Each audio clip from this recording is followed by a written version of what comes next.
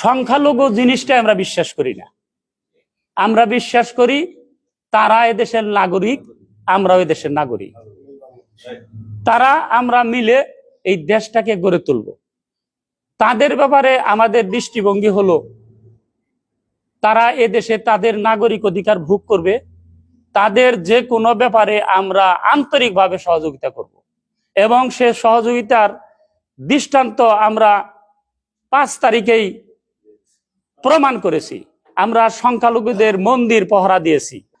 আমার পারিবারিক ভাবেও আমি হিন্দুদের সাথে আমার একটা ভালো সম্পর্ক, তারা তো মানুষ। হ্যাঁ, হিন্দু না ওরা মুসলিম, জিজ্ঞাসা কোনজন, বলো সন্তান মুরমা। কাজে হিন্দু মুসলিম তো কোনো পার্থক্য নাই।